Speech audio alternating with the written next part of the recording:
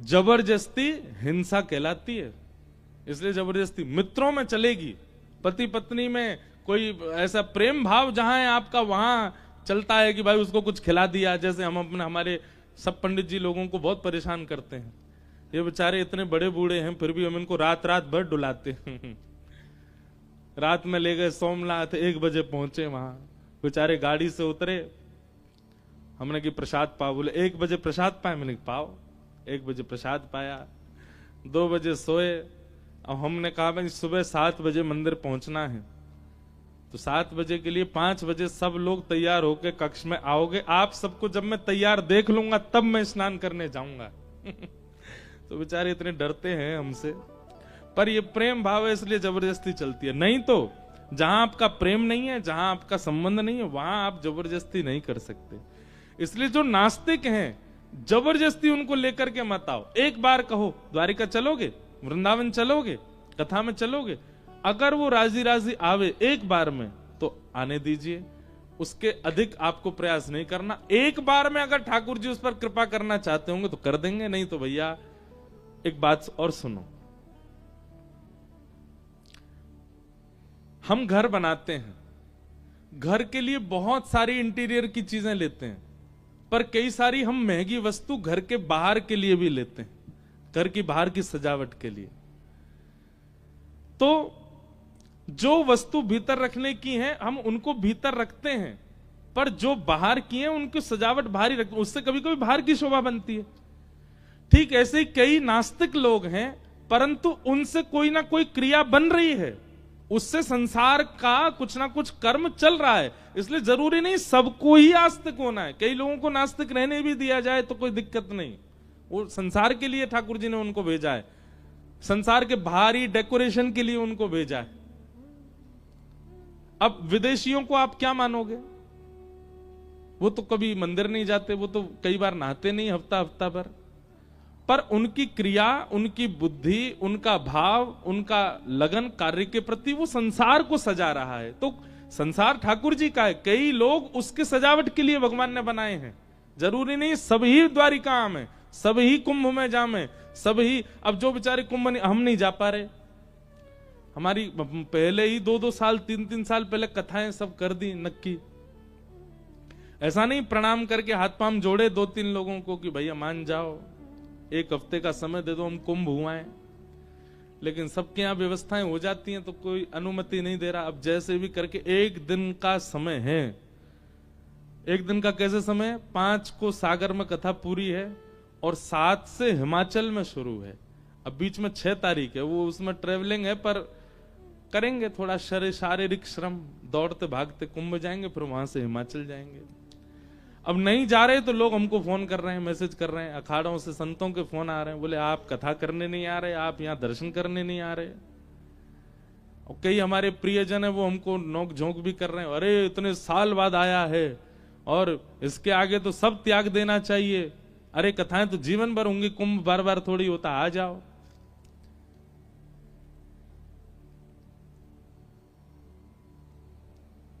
तो मन में भाव आता है कि भाई जरूरी नहीं है कि कोई उपस्थित नहीं हो पा रहा है तो वो गलत है, उससे भारी शोभा बन रही है ना। अब हम कुंभ में नहीं गए, नाथद्वारा में देखते आप, दूसरा कुंभ जैसा लग रहा था, वहां पे हजारों लोग बैठे थे वहां पे, तो वो हजारों लोग भी कुंभ में नहीं जा पाए तो उनके लिए कुंभ नाथद्वारा में प्रकट हुआ ना। द्वारिका के कितने लोग कुंभ नहीं जा पा रहे, उनके लिए कथा यहां होके यहां कुंभ हो रहा है ना। सागर से जो लोग नहीं जा पाए उनके लिए सागर में कुंभ होगा ना। तो जरूरी थोड़ी सबरे कथा वक्ता, सब संत महापुरुष, सब वैष्णव जन कुंभ में ही जाएं, कुछ कुछ बाहर भी घूमते रहो, जो बाहर के नहीं जा पा रहे उनको कुंभ का अनुभव कराते रहो। तो हम उस कार्य में लगे हैं। तो इसलिए भैया जो भगवत प्राप्ति के लिए एक बार में आ जाए तो ठीक, नहीं आ रहा है तो उसके प्रति हीन भावना मत रखो, उसको ठाकुर जी ने संसार को सजाने के लिए बनाया है, सजाने तो।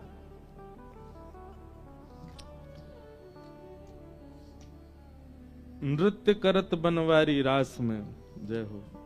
मुझे लगा कोई कह रहा है कि महाराज जी नृत्य करके दिखाओ।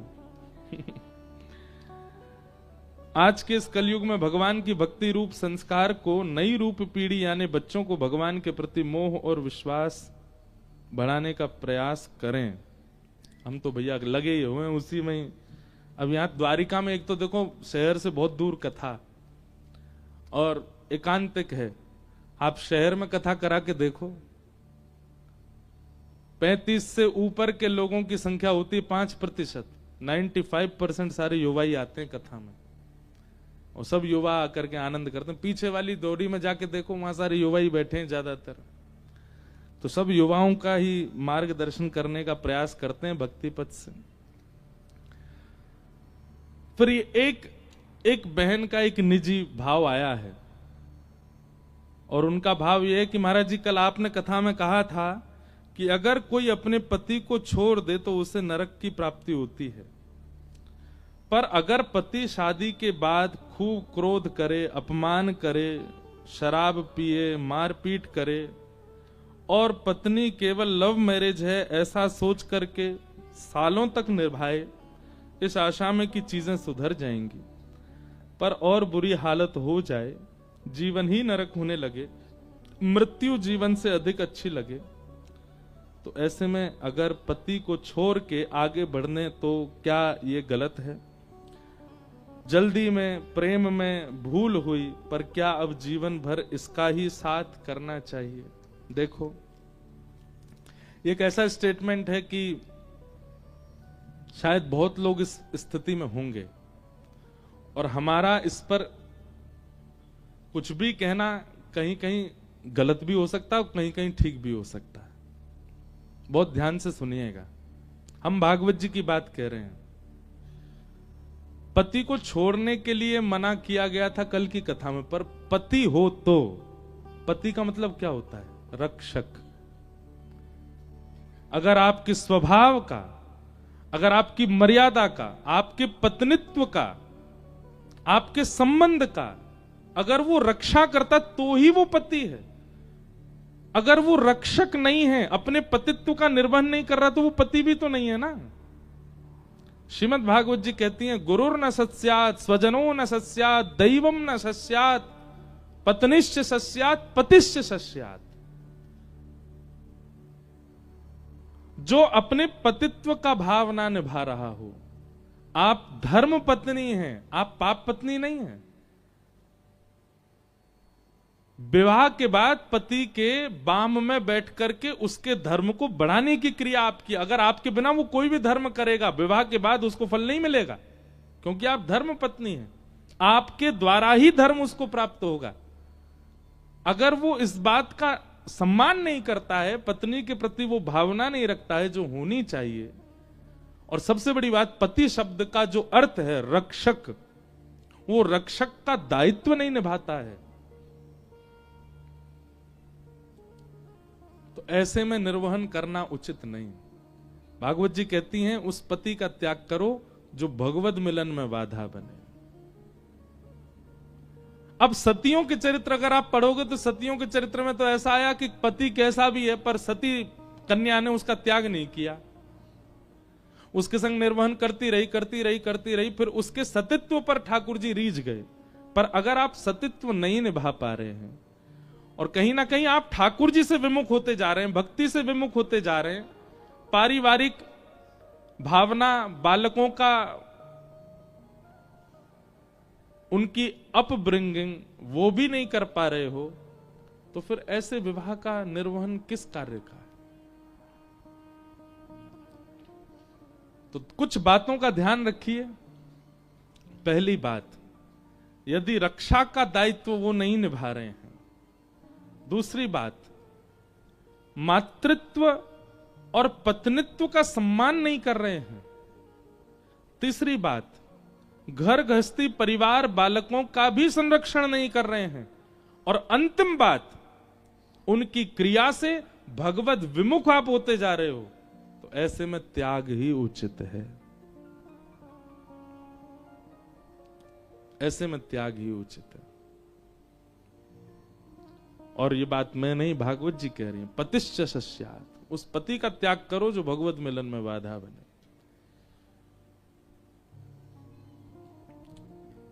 घर की भीतर की, अब आप ज्यादा अनुभवी हैं, मेरा तो अभी अनुभव नहीं विवाह का, पर एक बात कहें, भ्रमण करने से बहुत अनुभव हो जाता है। हम इतना भ्रमण करते हैं, इतनी जगह जाते हैं, इतने लोगों से मिलते हैं कि अनुभव हो जाता है। ऐसा नहीं है कि सारे संबंध और सारे विवाह सदैव अच्छे ही जाते हैं, कलह सब जगह है। और मुझे तो ऐसा लगता है विवाह शब्द की परिभाषा क्या है? विशेष प्रकार का भार। आप विवाह से पहले बहुत ज्यादा फ्री रहते थे, बहुत ज्यादा पंछी बन के उड़ रहे थे, पर विवाह के बाद एक विशेष भार आ जाता है आपके ऊपर। तो इजी लाइफ नहीं है विवाह के बाद भी, लेकिन ऐसी नारकीय लाइफ भी तो नहीं होनी चाहिए ना, ऐसी नरक भरी जीवन भी तो नहीं होना चाहिए। अब देखो, इसमें एक चीज है, आपने उसमें एक बात और कही कि आपने प्रेम के वश होकर के और जल्दीबाजी में निर्णय लिया, तो आप दंड मिल भी तो रहा है आपको। अब दंड भोग लिया, अब उसके बाद हमारे हिसाब से तो जो रक्षक पति का दायित्व ही नहीं निभा रहा है, माता का सम्मान ही नहीं कर रहा है, बालकों की परवरिश की चिंता नहीं और भगवत विमुख आपको कर रहा है, ऐसे में त्याग उचित। ये तो हमारी बात। और हम जाते जाते एक बात और कहेंगे,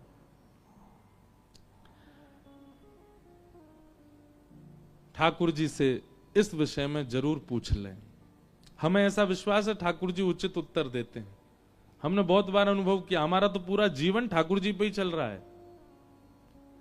ठाकुर जी के सन्मुख पर्ची बना करके रखिए, जो भी आपके निर्णय हो, 2 हो, 3 हो, 4 हो, सब ठाकुर जी के आगे रखो। रात्रि शयन में ठाकुर जी को सुंदर भोग पधराओ, चरणों में वंदन करो और ठाकुर जी से निवेदन करना, मेरे लिए जो उचित हो, आपको जिसमें मेरी भलाई लगती हो, सुबह जब आपकी सेवा में हम आए, आप वही उत्तर हमको दीजिएगा। जरूरी नहीं है कि हर वस्तु का त्याग ही आपके लिए उचित होता है। कई बार गलत व्यक्ति और गलत परिस्थिति का परिवार में होना और संग में होना ही आपकी भलाई होती है। दूसरे दिन ठाकुर जी की सेवा करने जब जाएं, तो उसमें से एक पर्ची उठाइएगा, पूरे विश्वास के साथ उस बात का निर्वहन कीजिएगा। ठाकुर जी जो करें फिर उसका आज्ञा का पालन कीजिएगा। तो ये दोनों पक्ष आपके सामने हमने रख दिए हैं, जिनका भी ये पत्र है। बाकी द्वारिकाधीश सब मंगल करेंगे। भगवान करे कि त्याग की स्थिति ना आवे, ठाकुर जी ही सब मंगल कर दें, सब आनंदित कर दें। बस भगवत भाव आपके चित्त से नहीं जाना चाहिए,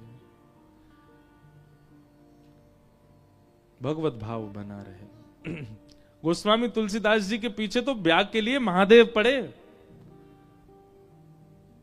एक ब्राह्मण रोज अपनी पुत्री का संबंध लेकर के गोस्वामी तुलसीदास जी की कथा में आ जाते हैं। गोस्वामी जी से कहते, मेरी पुत्री आपके बिल्कुल योग्य, आप उससे ब्याह कर लो। अब गोस्वामी जी मना करते।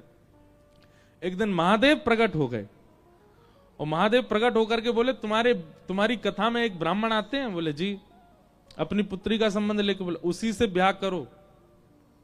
और महादेव ने कहा, उससे ब्याह करोगे उसी से ही तुमको प्रभु श्री राम की प्राप्ति होगी। अब सोचो, महादेव यदि आज्ञा कर रहे हैं तो इसका मतलब है कि पत्नी अनुकूल है। महादेव यदि आज्ञा कर रहे हैं तो इसका मतलब क्या है कि गृहस्थाश्रम बहुत बढ़िया होगा। लेकिन हुआ उल्टा। रचा ये था गोस्वामी जी के जीवन में कि एक पत्नी से इनका विवाह हो और उसके प्रेम में ये पड़ जाएं, फिर एक दिन वो इनको ठोकर मारे, इनको त्यागेगी, तब इनको राम जी मिलेंगे। जरूरी नहीं है कि व्यक्ति का संग भगवत प्राप्ति कराएगा, कई बार व्यक्ति का त्याग आपको भगवत प्राप्ति कराता है। एक बात और मैंने कहीं सुनी, वो जब लड़का लड़की का ब्याह होता है तो उनके गुण मिलवाते हैं, कितने गुण मिल रहे हैं। तो उसमें एक पंडित जी कह रहे थे, पंडित जी नहीं, घर के लोग कह रहे थे, बोले गुण कम ही मिलने चाहिए, ज्यादा नहीं मिलने चाहिए। मैंने कहा क्यों? बोले पूरे गुण मिले थे तो राम सीता जी के मिले थे, सारे गुण मिल गए थे। महाराज जी ऐसा कैसा जीवन है, वन में जाना पड़ा, ये जाना पड़ा। अरे आपका मतलब क्या है कि चैलेंजेस नहीं आने चाहिए लाइफ में। ऐसी कुंडली लाओ, ऐसी लड़की से ब्याह करो, ऐसे लड़के से ब्याह करो कि जहां पर दोनों पूरे दिन सिंहासन पर बैठे रहें, कुछ नहीं करें, चाय की चुस्की लें, कॉफी पिएं, बड़ा पाव खाएं, डोसा खाएं, मजे करें आनंद में दोनों, बिल्कुल कोई उनकी लाइफ में आंच भी नहीं आवे। ऐसा नहीं होता। राम सीता जी का विवाह हुआ, उसके बाद वनवास हुआ, ये विशेष बात नहीं है। वनवास में भी दोनों ने एक दूसरे का साथ नहीं छोड़ा, ये विशेष बात है। गृहिणी ऐसी आनी चाहिए, पति ऐसा आना चाहिए, हमेशा बेटा का या बेटी का ब्याह इस भाव से करो। चैलेंजेस तो आएंगे लाइफ में, पर ये एक दूसरे को सपोर्ट करने वाले हों, छोड़ने वाले नहीं।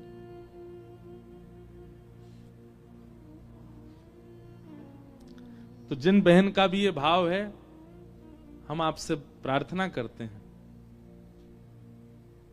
एक निर्णय आपका गलत हो चुका है पहले ही, अगला निर्णय ठाकुर जी पर छोड़ो और बहुत सोच विचार करके, जो बातें मैंने 4 कही हैं, उन बातों में यदि आपके पतिदेव नहीं घट रहे हैं तो फिर ठाकुर जी के सन्मुख भाव रख के या तो स्वयं ही दृढ़ विश्वास करके त्याग करो या फिर ठाकुर जी से पूछो।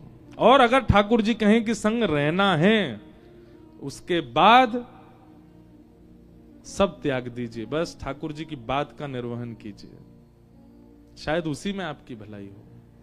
और अगर ठाकुर जी कहें कि त्याग ही उचित है, तो फिर श्री द्वारिकाधीश के चरण सन्निधि ले लीजिए और आगे बढ़िए। बोलो द्वारिकाधीश की जय। ये सब प्रश्नों के उत्तर, कई भाव। इनमें एक प्रश्न और था, कोई होंगे भाई, उन्होंने कहा मेरा जन्म उस क्षेत्र में हुआ, सेवा में मैं द्वारिकाधीश जी के चरणों में हूं, ये भगवत कृपा है कि मेरे कर्म का फल है। आपका जन्म स्थान भी उचित है और कर्म स्थान भी उचित है, ये भगवत कृपा है। कृपा से ही ठाकुर जी के धाम प्राप्त होते हैं, कर्म के रूप में भी और जन्म के रूप में भी। आप मुंबई में जन्म ले रहे हो और करोड़ों कमा रहे हो, ये आपके कर्म का फल है। पर आप वृंदावन में जन्म ले रहे हो, द्वारिका में जन्म ले रहे हो, ठाकुर जी की भक्ति कर रहे हो, ये कृष्ण प्रसन्नता का फल है। तो ये उनकी प्रसन्नता है। आइए अब आगे के प्रसंग में हम लोग प्रवेश करें। ठाकुर जी ने सब ब्रजवासियों से कही, भैया पूजो, यही गिरिराज बाबा हैं, यही सबन के देवता हैं। सब ब्रजवासियों ने श्री गोवर्धन नाथ की पूजा करी। इंद्र को क्रोध आ गया, मूसलाधार बारिश बरसाने लगे गोवर्धन पर। सब ब्रजवासी दौड़ने लगे, त्राहिमाम करने लगे। भगवान बोले देखो, बहुत ध्यान से सुनिए सब लोग, जब आप भगवत शरणागति ग्रहण करते हैं और भगवत शरणागति के बाद यदि आपके जीवन में कोई पीड़ा आती है तो विश्वास को डगमगाया मत कीजिए। हे ब्रजवासियों, आप सब गिरिराज जी की शरण में आए और उसके बाद आपके ऊपर संकट आया, आप ठाकुर को छोड़ के भाग लिए? नहीं, यह एक प्रकार की परीक्षा है। आप द्वारिकाधीश जी की शरण ग्रहण किए हैं, किसी गुरु की शरण ग्रहण किए हैं, वृंदावन की शरण ग्रहण किए, उसके बाद आने वाली आपत्ति विपत्ति, उसमें उस शरण का त्याग नहीं करना है। वृंदावन है तो फिर वृंदावन के रहिए, चाहे फिर जो हो जाए। एक मुझे बहन मिली हरिद्वार में, वो बोली मैं कभी गंगा स्नान नहीं करती। मैंने कहा हैं, आप हरिद्वार में रहती हो, गंगा स्नान नहीं करती? बोले हाँ महाराज जी, मैं छोटी थी, मेरी नानी मुझे रोज गंगा जी लेके जाती थी। मेरी नानी का पूरे जीवन का संकल्प था गंगा जी स्नान का। मैंने कहा अच्छा। बचपन में वो लेके जाती थी, स्नान करती, फिर दीपदान करती, मैं बैठी रहती थी घाट पे। एक दिन मेरी नानी का पैर फिसल गया, वो गंगा जी में ही बह गई और वो मिली नहीं। उसी दिन मैंने संकल्प लिया कि मैं उन गंगा जी में कभी स्नान नहीं करूंगी जिन्होंने मेरी नानी मुझसे ले ली। मैंने कहा इसका मतलब क्या है? गंगा जी ने नानी ले ली। मैंने कहा ऐसा भी तो हो सकता है कि तुम्हारी नानी की यही इच्छा हो कि जिन गंगा में जीवन भर हमने स्नान किया हमारा देह भी वो गंगा जी ही स्वीकार करें। और रही बात जीवन की परिस्थिति